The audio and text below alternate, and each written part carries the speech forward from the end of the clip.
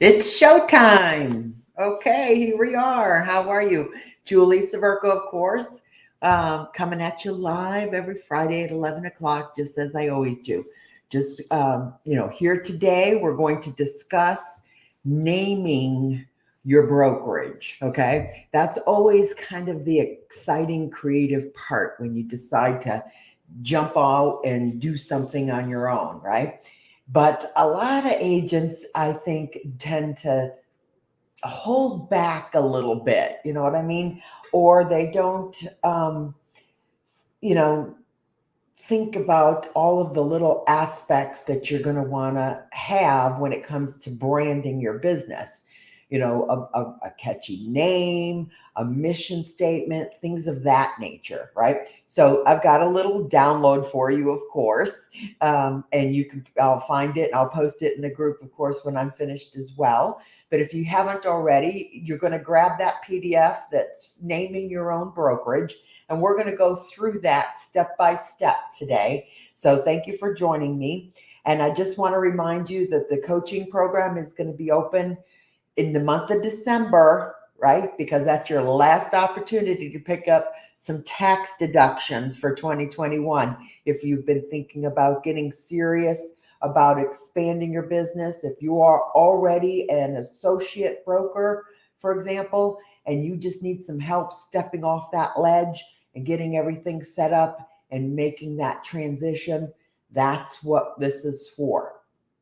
I work with all different agents at all different levels of their business. I offer a very unique coaching program. I will coach you on multiple streams of income for your business, your small boutique brokerage. That's really where my expertise lies, right? Because being a small independent brokerage, most of my 21-year career, I have survived a few market trends. Okay. So I hope that you are thinking about the future and what you need to do to pivot your business to be prepared for the next 3 to 5 years. Okay. So that's what I do. If you need somebody to talk to, that's what I'm here for. Okay. But for right now, we're going to be looking at naming your brokerage business. And I'll share screen with you. Let me get this pulled up a little bit and ready to go so I don't click on the wrong one here. That would be just like me, right?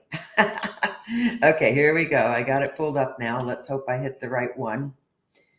And we're going to, okay, I'm going to share screen, and here we go. Dun, da, da. Okay. All right. So here we are. How to name your own boutique brokerage. This is always a lot of fun because it's the creative part of what you've got to do, right? To get set up. Okay. So step number one, let's talk about this for a little bit.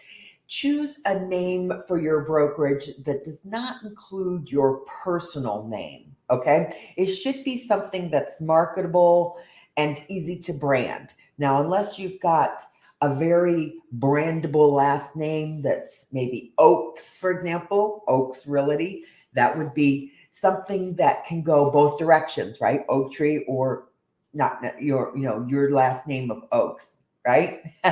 Melinda's, I'm taking that from Melinda's brokerage. Okay. That's a student that works with me, an agent, a broker. Okay. So, but think about that though, because if you've got even one or two or three or four agents that work for you, they've got to brand themselves underneath that as well. So you want to take that into consideration. I interviewed with an agent years and years ago that was coming to me to move her license because the brokerage that she was with was named after the broker and the logo was a picture of him. So on every single thing that she had to print on her business card, everything was his face, So be careful what you wish for, shall we say, right? And think in terms of something that is not only brandable, but something that can be sold, a brand name that can become a household name in your community, and you're building an asset. And if you're building your list properly, you've got an asset that you can sell in the future. Okay. So think in terms of that as well.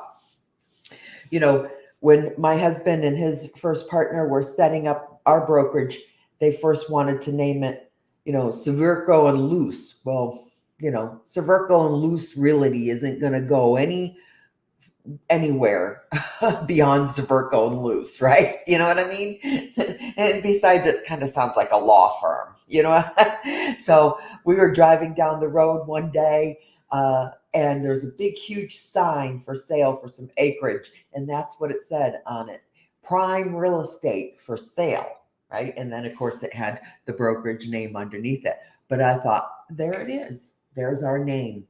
That's how we came up with our name for our brokerage: prime real estate. And then, of course, we had for sale signs, you know what I mean? And for rent signs. So that's the way we took our name and developed it ultimately. Okay. So step number 2, here we are. Step number 2, the first thing when you gotta, I suggest you brainstorm at least 50 names. Don't stop at 10, 5, 4. No, keep going. You want to get at least 50 names and ideas and whatnot. Okay. Then you're going to go to your state's website, your division of corporations website. It'll be different in every state. Ours is sunbiz.org if you're in the state of Florida, right? So if I'm not mistaken, or sunbiz.com. If you need it, let me know. It's sunbiz.something, right? Anyway, you're going to go to your state's corporation website, and you're going to do a corporate name search to make sure the name that you're choosing is available and hasn't already been taken.